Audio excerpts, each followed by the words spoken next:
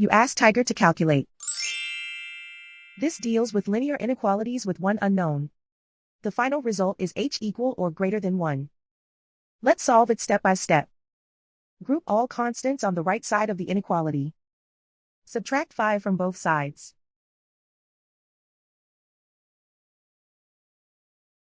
Group like terms.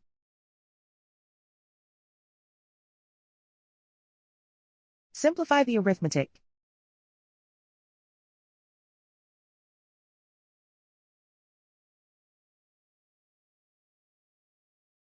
Convert the h into a positive number. Multiply both sides by -1. Whenever you multiply or divide by a negative, reverse the inequality sign.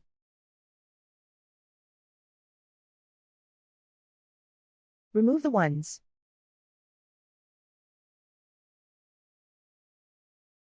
Simplify the arithmetic.